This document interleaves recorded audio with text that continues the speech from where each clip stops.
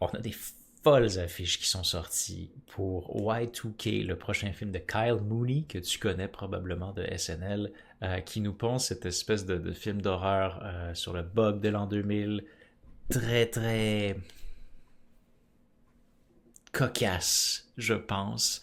Nous avons Rachel Ziegler, qui est juste ici. Zegler, je crois, ça m'échappe la prononciation. C'est pas ma force dans la vie, mais avec un design vraiment super iconique. Quasiment comment on appelle ça? Frutiguère aéro, je pense, c'est l'esthétique précise. On a jeune Jaden Martell aussi, qui a un lettrage un peu différent, un backdrop très très vidéoclip de rap, ou NSYNC peut-être.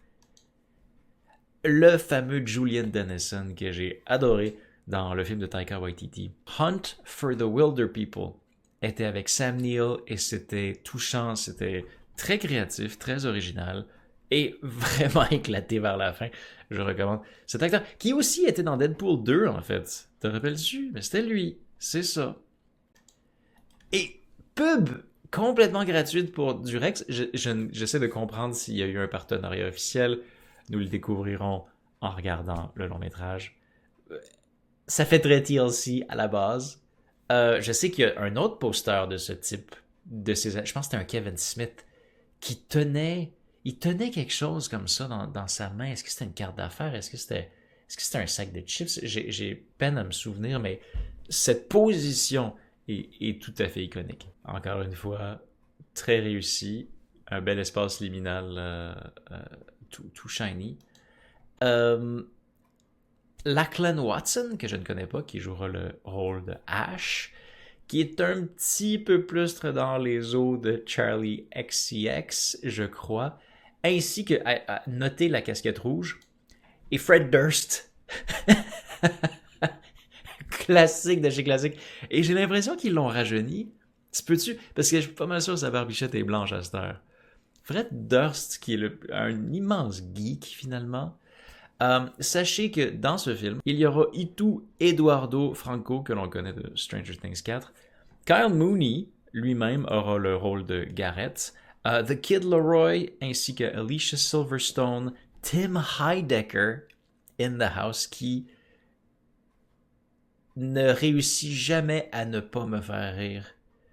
Tim Heidecker est juste obscène et tellement exagéré. Et ça vient tellement me chatouiller mon air comique. Il peut pas se tromper, Tim Heidecker. Ouais. Un film d'horreur comique. Je te confirme, je vais vous lire le synopsis.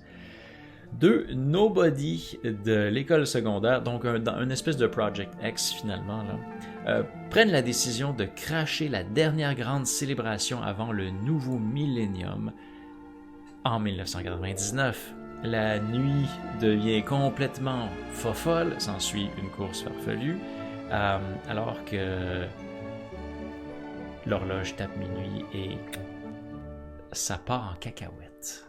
Ouais, it's gonna get cray-cray. L'affiche du jour, c'est pour annoncer l'arrivée en streaming sur Disney+. C'est là. Si tu t'es pas déplacé au Cinoche, alors que beaucoup de gens se sont déplacés au Cinoche, ça a été quand même un franc succès. Je pense que j'ai l'information sous les yeux que les attentes au T4 de Disney ont été largement dépassées avec Deadpool 3 ou Deadpool et Wolverine de son petit nom. Ça va être obscène et farfelu.